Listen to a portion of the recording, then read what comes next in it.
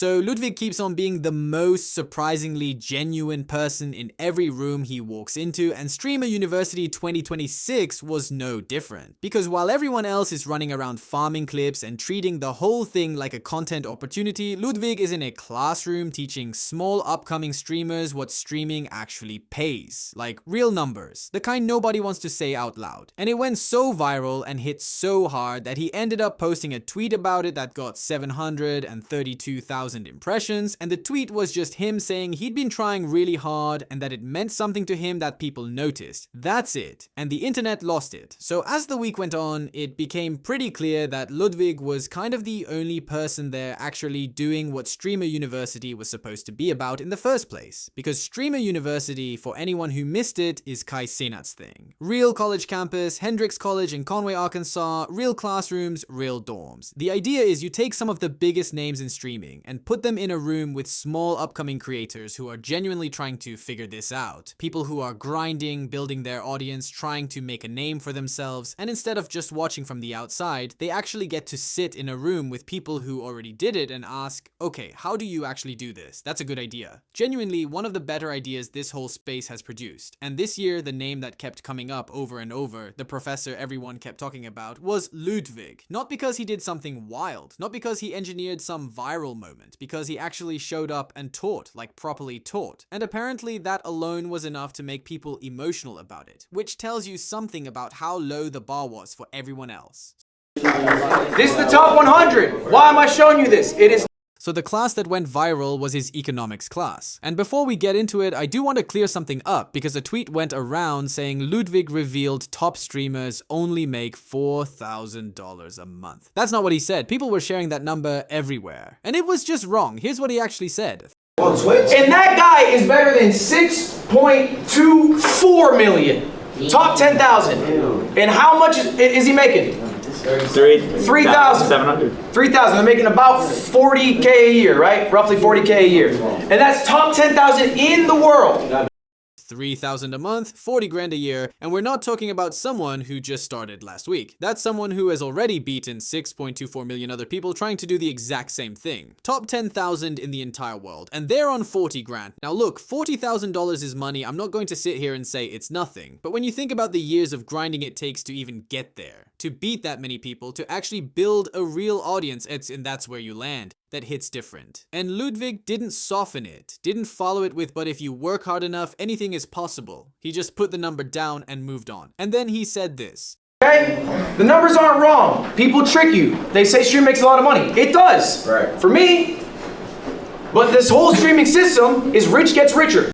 And this is the part that actually made it land. Because when some random person on the internet tells you streaming is financially rough for most people, it's easy to brush off. But Ludwig is one of the people the system actually works for. He's not outside looking in. He built a real career out of this, and he still stood up in that room and said, yeah, the math is not in your favor for most of you. That takes something. Most people at his level just say grind harder and leave it at that. And then he gets into sponsorships, which is somehow even worse.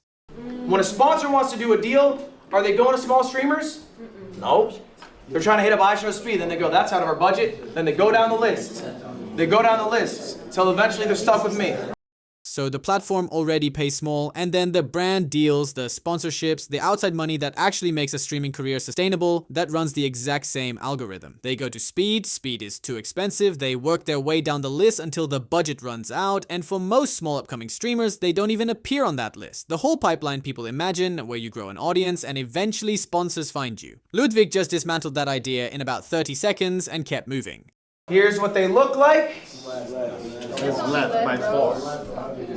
And the economics class was only one of the things he did. He also taught a whole class on thumbnails and titles, and this is where it gets kind of crazy, because Ludwig had gone and got MrBeast's actual A/B thumbnail testing data. Not a rough summary, not a general vibe of what works, the real data. Years of MrBeast's team running split tests on millions of viewers. That data doesn't exist publicly anywhere. You can't find it in a course, you can't Google it. He just walked into a classroom and handed it over for free to a bunch of small upcoming creators. He also talked about making his own thumbnails for 5 years before he ever outsourced it to anyone. And his whole point was, Do it yourself first, because then when you're working with a designer, you actually know what you're asking for. You're not telling someone to make it pop. You're telling them exactly what's wrong and exactly what you need. Most people skip that step because outsourcing feels efficient early on. Ludwig saying that efficiency costs you later. And he sat down with Stable Ronaldo specifically and just broke his channel down on the spot. 2 minutes, weekly meetings with your editors, take the creative decisions away from them, tell them what you want, no inspirational stuff, just the actual thing that will fix the actual problem. And then, and this is the part that really got me, he published all of it. Put a full survival guide up on his main channel on July 18th, so anyone who wasn't even in the room could still get to it. He didn't just teach the people sitting in front of him, he turned the whole thing into a free public resource. At some point, you just run out of ways to describe what this guy did as anything other than genuinely trying. Now here's where the story gets a bit more complicated, because while Ludwig is in a classroom handing out MrBeast's private thumbnail data to small upcoming streamers for free, a pretty significant chunk of the people at this event aren't really there for any of that. And look, I get it, I genuinely do. You put a bunch of young upcoming creators together on a real college campus, and some of them are going to act exactly like kids in actual school. The ones who don't want the logistics, don't care about the classroom side, just want the fun stuff, the chaos, the moments. Every class has those kids, that's not a new phenomenon. The problem is when those kids start getting in the way of the ones who actually showed up to learn something, because there's a culture at events like this called clip farming. And if you've somehow missed it, it's when you show up somewhere not to actually be there, but to manufacture a moment for social media. You find someone who's live, you bait a reaction out of them, you get the clip, and you leave. The interaction doesn't matter. The person doesn't matter. The clip was always the entire point from the second you walked over. And Pokimane, who was also at Streamer University, said something about this that I think is honestly the most important quote to come out of the whole event. You need to understand banter only works between friends. Because I feel like we have normalized like clip farming to an extent where it gives people an excuse to just be mean for no reason. That's the whole thing right there. The label launders the behavior. You're not being disrespectful. You're making content. You're not being mean to someone. You're farming a clip. And when that's the culture people walk in with, what you end up with is people going into classrooms not to actually listen to anything, but to see if they can get a reaction out of the professor. And what makes this genuinely baffling to me is who they're doing it to. These aren't random people. These are veterans. People who have spent years in this space, who built real careers from nothing, who have more actual practical knowledge about surviving as a creator than almost anyone these upcoming streamers are ever going to be in a room with again. And some of them are treating that access like a clip opportunity. It's kind of crazy, man. There's a clip that went around of students getting turned away from the class. You're not going in there. Engage with people. Hey, y'all not going in there. Why not? Because you're disrespectful. Someone got turned away from a free class at a university that exists to help them. Let that sit for a second. And Pokimane had something to say to the people who weren't even bothering to show up. Not to toot Ludwig's horn too much, but do you know who you're talking to? People aren't even at Streamer University and they're watching Ludwig's class. You have the privilege of being there in person, being able to ask him literally anything, and you don't even go to class?